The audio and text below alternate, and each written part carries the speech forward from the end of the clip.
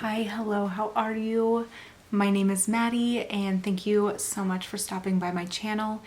If you are new here, then welcome. I'm a cross-genre author working on my debut urban fantasy novel, and if you are not new here, then thank you so much for coming back. It truly means the world to me. We are almost to the end of 2023, which is insane to think about. I didn't meet all of my goals that I had set at the beginning of the year, but I feel like I grew so much in my craft and even in this channel, and I'm just so thankful for all the experiences that I've had and all the tools and resources that I have to make 2024 an even more successful and productive year. So today I just wanted to reflect on this past year and talk about my goals for the upcoming year, and I would love to hear how your 2023 has gone and what you have in store for 2024.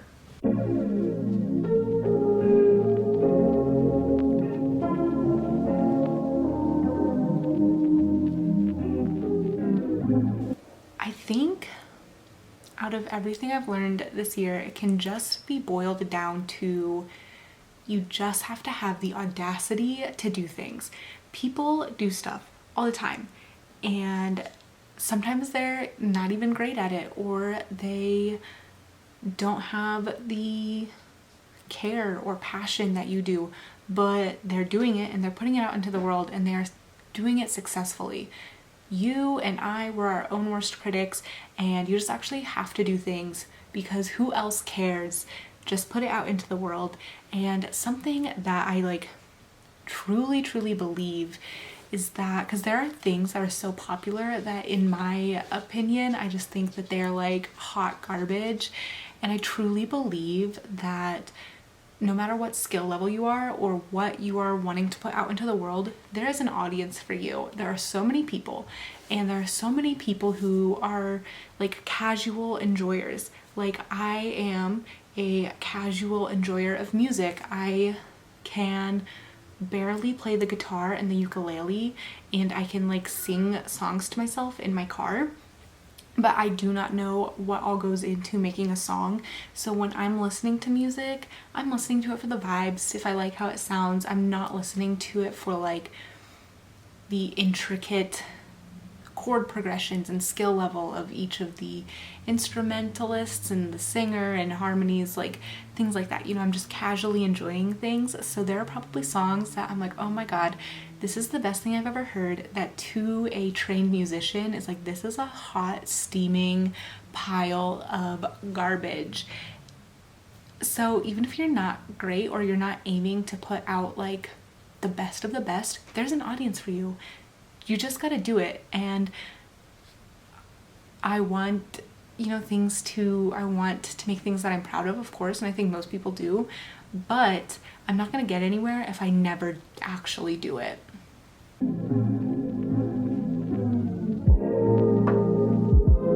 So much. I made the decision to switch from querying for a traditional publishing contract to self-publishing, I think sometime at the beginning of the summer, maybe. I don't know. It's been about half a year, and I learned so much just through the editing process alone, which I'm still in, and just how much it takes to start with an idea and then create a finalized product that is ready to hit the bookshelves.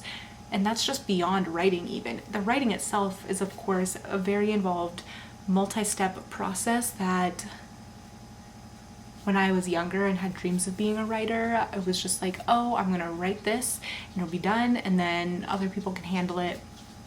But it's so much more than that, and it's really also a process of what your own standards are and what you want to put out into the world and what your budget is as well, because it's also quite expensive to self-publish, from editing to cover art, buying ISBNs.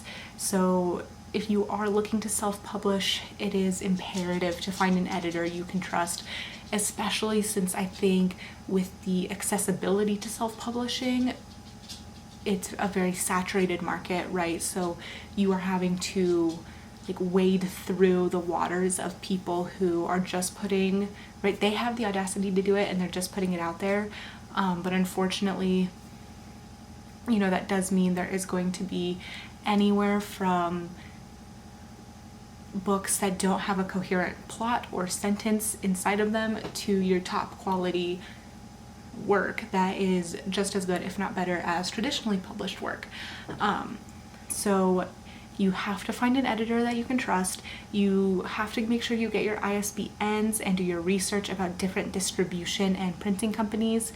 KDP is the most popular, but there are so many more out there, like Ingram Spark for hardcovers, and there are pros and cons to each and every one of them for each of these platforms. So do your research, give yourself time, because in my opinion, putting out something you're proud of is the most important thing, and giving yourself time to accomplish that and really create something that is like you did that is going to give you an edge over the oversaturation of the market with people who are just putting out first drafts or zero drafts, because they don't understand everything that goes into the process of creating something that is well-rounded, well-edited, well-structured, and ready for readers and mass consumption. It's expensive to self-publish on top of being your own social media person and marketing everything, and also writing the book itself. So give yourself grace and time to make mistakes, to learn from it, to save up, and then to get it done.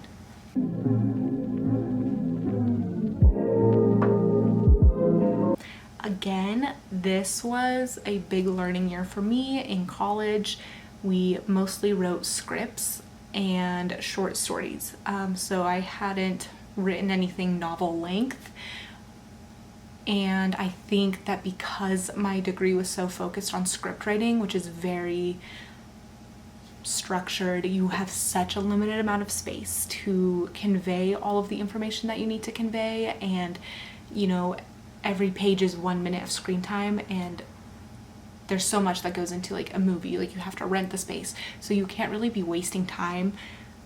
I am a chronic underwriter, and I honestly am just so jealous of people who are overwriters in the beginning stages, because I feel like they write a baby, and over the course of editing, they're like pruning and guiding this like book baby into a book adult that's ready to make its way into the hands of readers.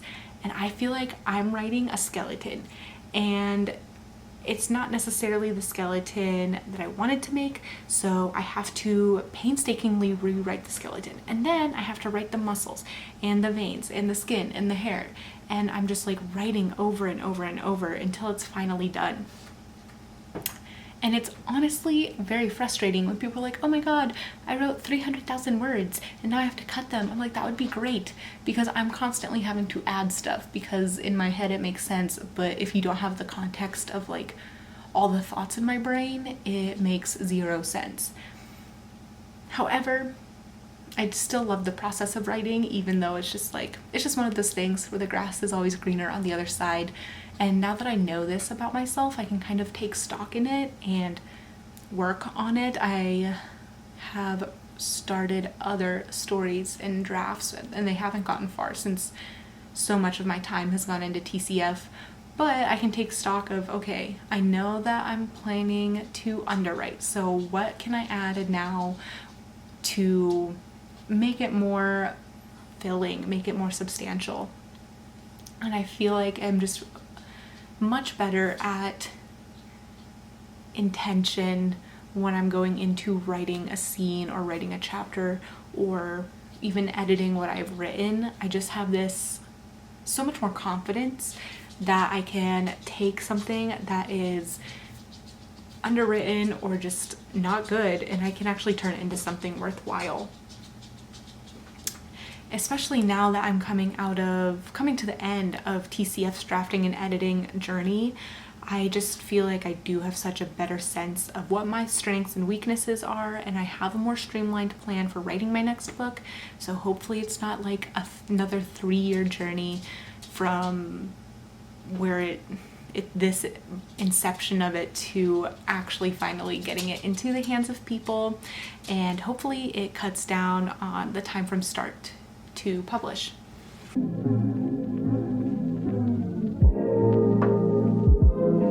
Since my last video, I definitely went more on a rant of books I had not been enjoying.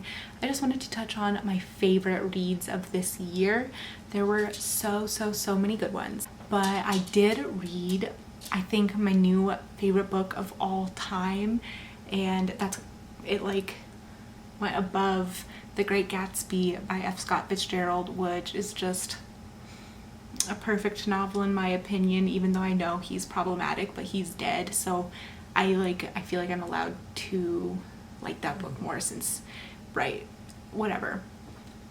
Anyways, my new favorite book is If We Were Villains by M.L. Rio. I cannot stop thinking about this book. I read it, I think I read this earlier in the summer, and since then it has been on my mind. This is actually a special edition that I bought, so I now have 2 copies of this book.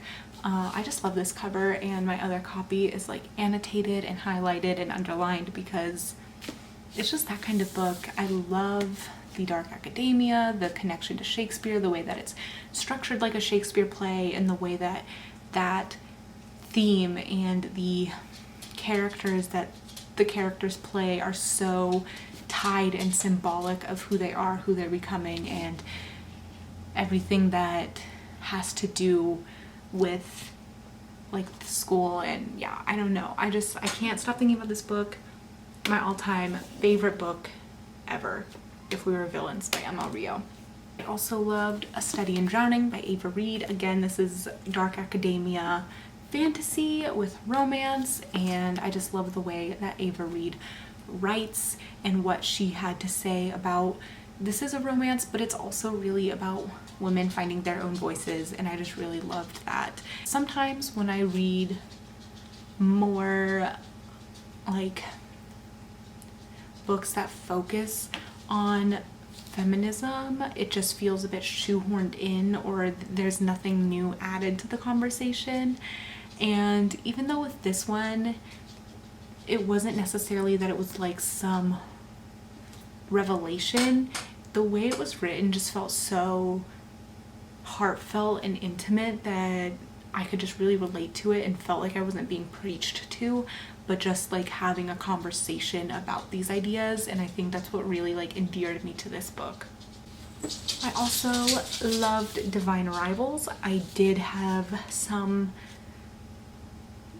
minor icks with the writing in here, but the story, I just fell in love with it. Again, Rebecca Ross is really good at creating like emotion and building up the relationship between Iris and Roman. I thought it was really cute, and this is probably the best book that I've gotten from Book of the Month so far.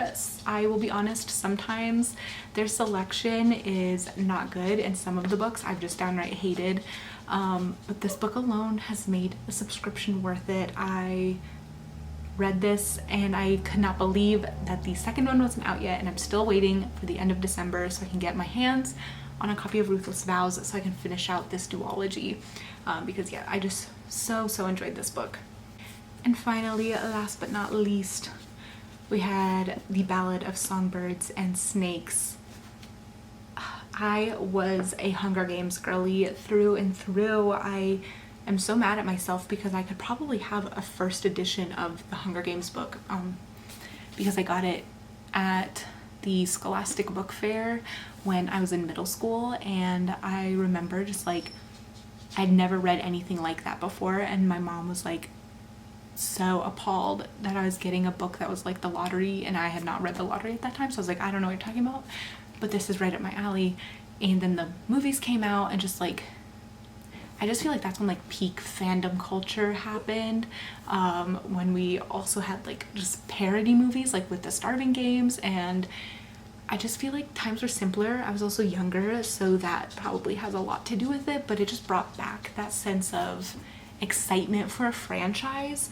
And not only did I have that, but also just kind of seeing Panem in a different light and seeing the moral decline of Snow.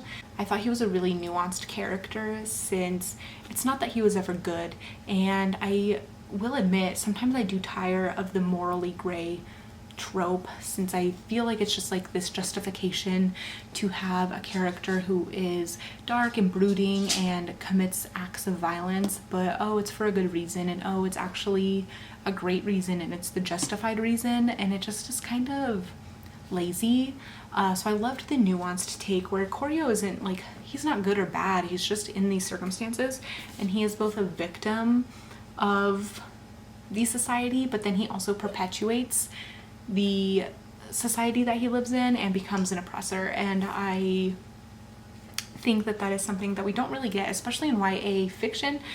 We get a lot of like these strict lines of good versus evil, and that's kind of how the first Hunger Games is as well. Like the capital is evil, the districts are good, and they're just kind of forced into the Hunger Games. But of course I think that changes, especially as we see with like Gale and with President Coin in the later books, but still I just love the nuanced take on this, and I loved the way that we see how propaganda can both radicalize you and how desperate people can co-opt harmful narratives to push themselves ahead, because I think that is such, I think a lot of us would fall into that. I think when we are in capitalism and we are all pitted against one another and we're desperate to get ahead in life, when we have these opportunities,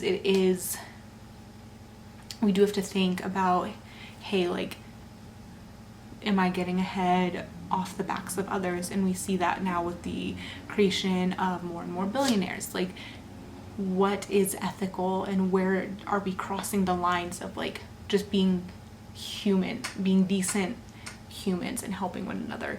Because reading this, I really don't think that Koryo believed in the games the same way that Dr. Gall believed in the games, but he saw them as an opportunity to meet his own personal agenda, which was getting out of poverty. So yeah, I just think that this was like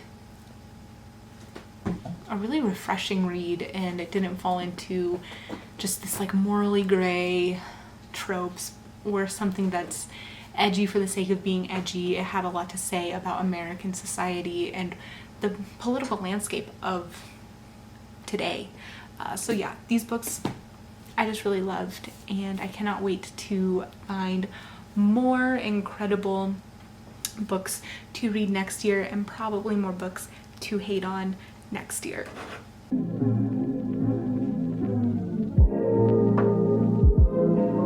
You're hearing it here first.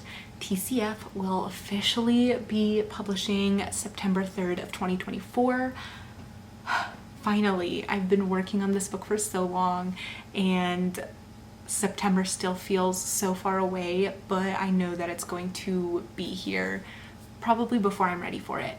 And with that being said, I will be opening up beta reader interest forms in January, and then ARC interest forms in either June or July to start getting those out by the time September rolls around. I really am just so excited to finally have a date that I'm working towards, and one that feels achievable. My initial goal was to start querying TCF in August of this year, and then when I decided to self-publish, the initial goal was to publish like right at the start of 2024. And just after getting beta reader feedback and editor feedback, I just still had so much work to do, and I've put a lot of work into punching it up and making sure that it is 100% the book that I want to have my name attached to, and that it's carrying the themes and messages that I want it to carry, since it is more of like a gray subject matter.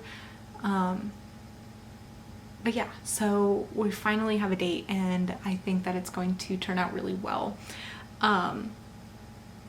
And with that being said, I'm so hopeful that I can get a first draft for Project ACOS completed as well. That's what I outlined earlier this year, and I have started a rough draft, but I don't think I have more than like 3,000 words to it.